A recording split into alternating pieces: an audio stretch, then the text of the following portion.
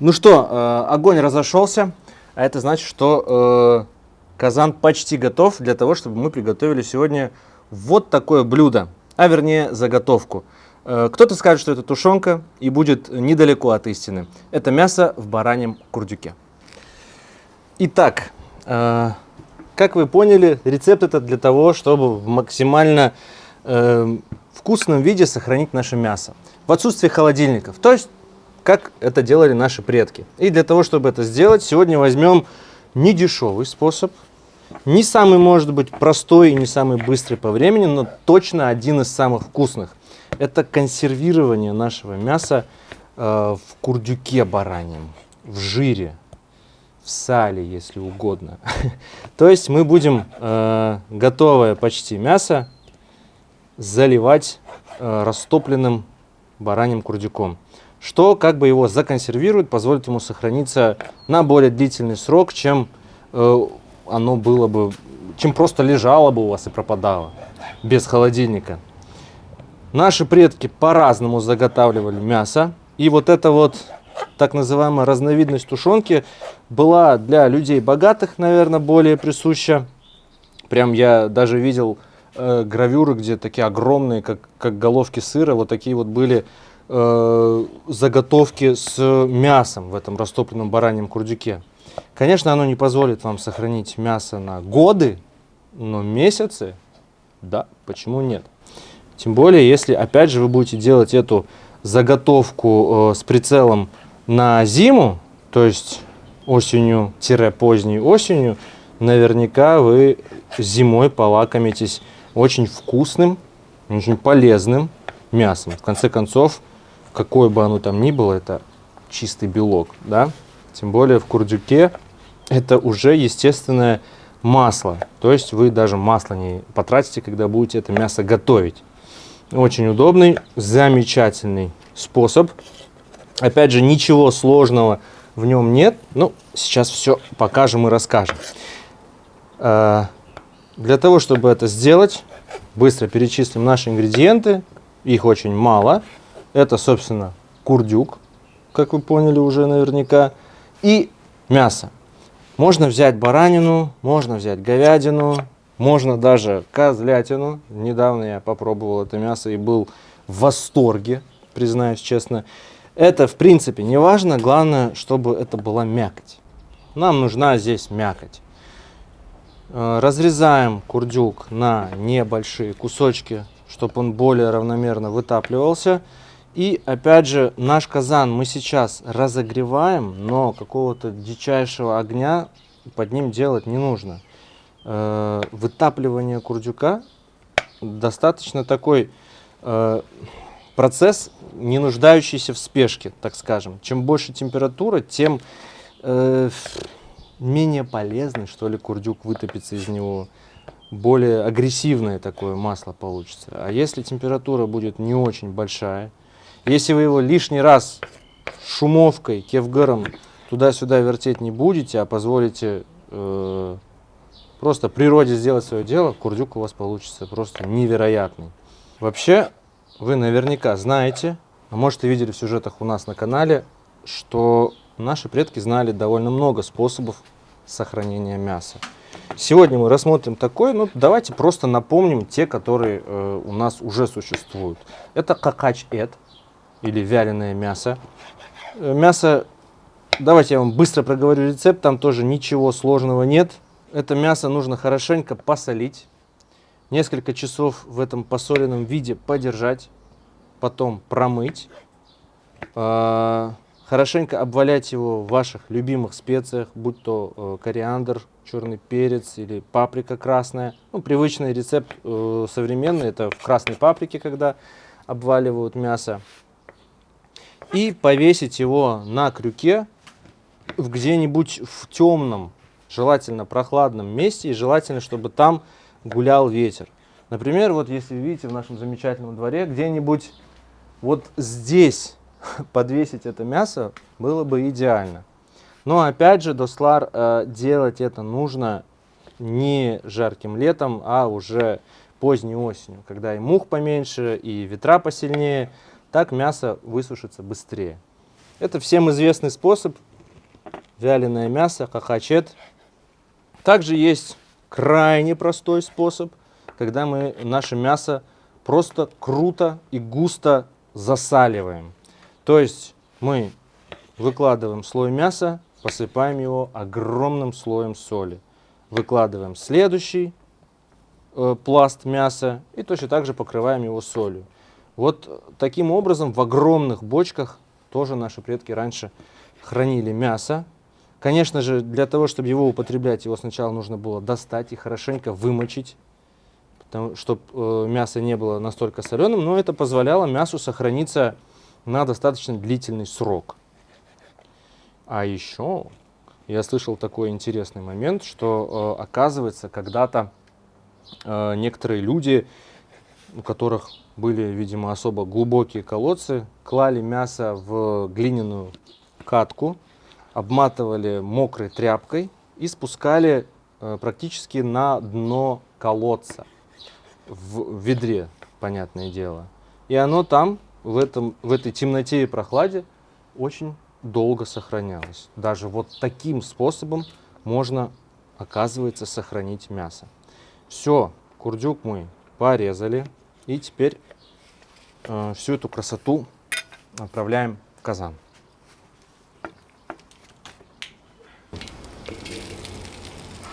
Я сам об этом узнал только недавно, попробовал, и действительно так оно и есть.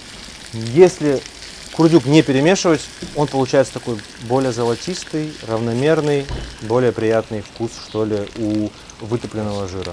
Вот так вот.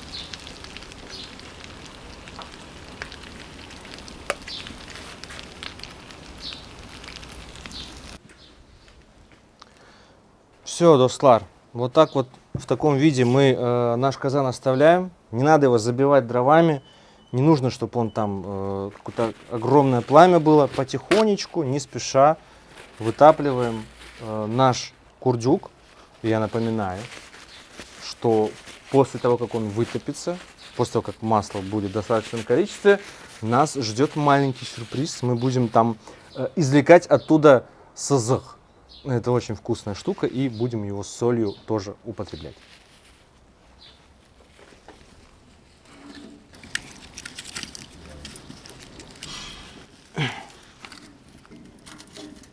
Буквально немного дров добавим.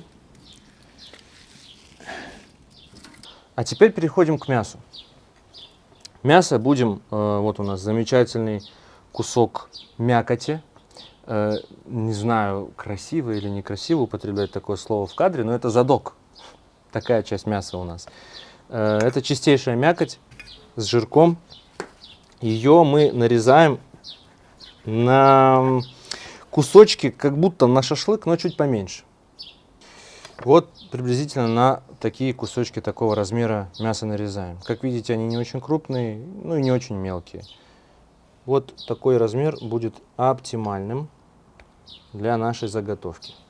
Потому что, достлар, мы это мясо сейчас еще будем слегка прижаривать. Можно его потушить, можно, да, а мы его поджарим, потому что мы, крымские татары, любим жареное мясо.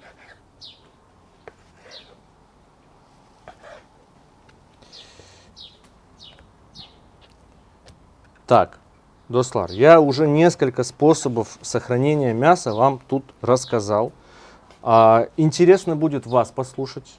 Напишите, пожалуйста, в комментариях, какие способы знаете вы, у кого, чей способ мяса сохраняется в нем дольше, тот будет молодец.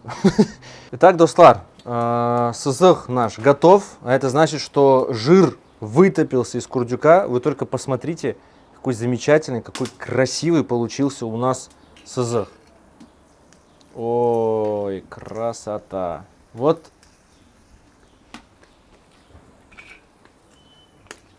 только сейчас мы его размешали. Посмотрите, какой он потрясающий, золотистый, красивый. Мы его достаем.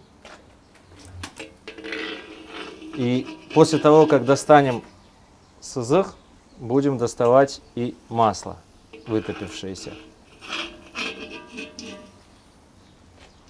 Какая красота.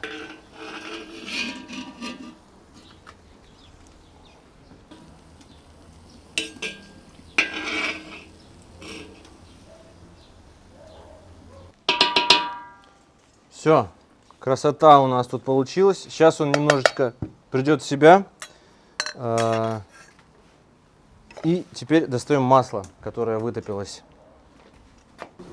Вы только посмотрите на этот благородный оттенок масла. Ну, красота.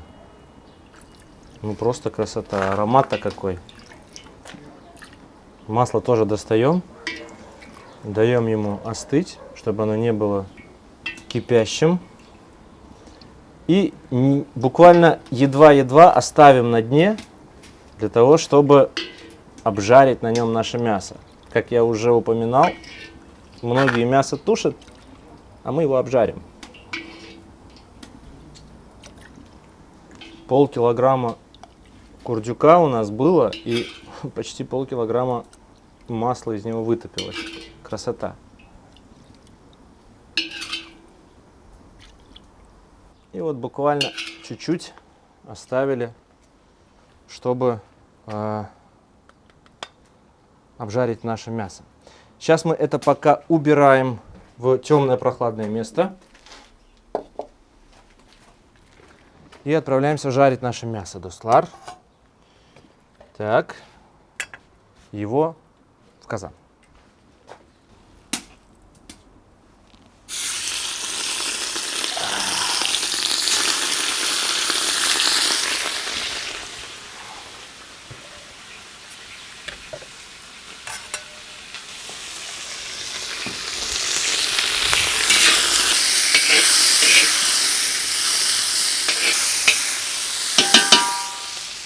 Оставляем мясо поджариваться, прижариваться, а сами давайте попробуем сызых. Ой, какой он симпатичный получился. Для этого все очень просто, достлар. Берете кусок лепешки, кусок хлеба, посыпаете сызых солью, размешиваете и как снэк, как чипсы, как какую-то вашу любимую закуску употребляете.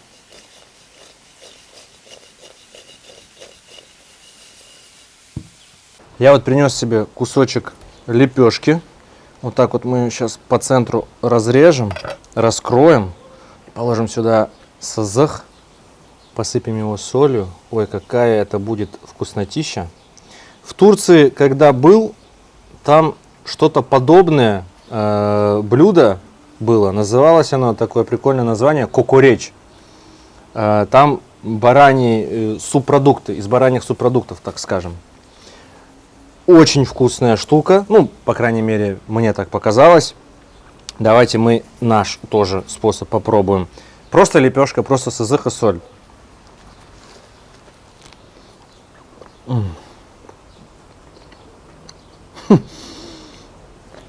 Может открыть кукуречную фастфудную здесь, в Крыму. Я такого еще не видел. Ну, блюдо само по себе реально офигенное. Больше ничего не надо. Супер сытное, полезное. Класс. Достлар, пока не забыл. Мясо, которое у нас там жарится, обязательно нужно посолить. Несоленое мясо вообще, оно как бы, это невкусное мясо. Хорошенько подсаливаем.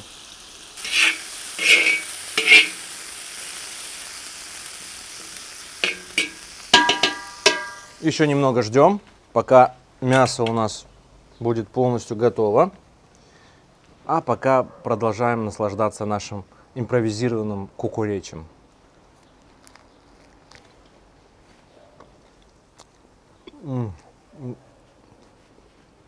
Пожалуйста, будете пробовать кто-нибудь?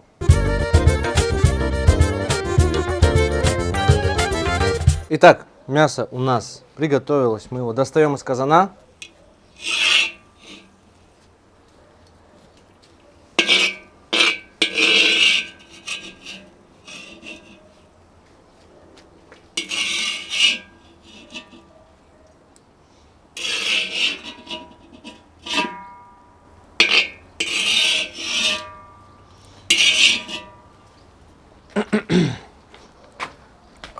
Вот такая красота у нас получилась. Кто-то, когда делает тушенку, кладет вниз банки лавровый лист, специи, там еще что-то по желанию. Мы этого ничего делать не будем. У нас очень стандартный рецепт. Посмотрите, какое красивое мясо. Золотистая корочка. Ох, ароматная, вкусная. Класс. Мы ничего из этого делать не будем. Мы укладываем наше мясо в банку. И запечатывать мы его будем исключительно бараньим курдюком. Сейчас мы нальем все, что у нас вытопилось, в банку. И отложим все это дело отдыхать, чтобы оно застыло. Куда-нибудь желательно, понятное дело, в прохладное, темное место. Дуслар. Мясо у нас получилось, ну, просто восхитительное. Вы где-нибудь видели такую тушенку? Это просто красота. Просто красота. А когда жир застынет, хо-хо-хо, а потом еще все это дело можно закусить торшо. О том, как сделать вкусный торшу собственными руками, очень быстро и вкусно, вы можете увидеть выпуск Хырым Татар Емеклера. Итак, берем и этот благородный янтарного цвета вытопленный жир мы заливаем в банку. Лучше всего дождаться момента, когда жир станет попрохладнее. Это мы сейчас торопимся, чтобы вам все показать. Немного рискуем обжечь руки. Вам это ни к чему. Вы дождитесь, когда жир станет достаточно прохладным, чтобы его можно было налить.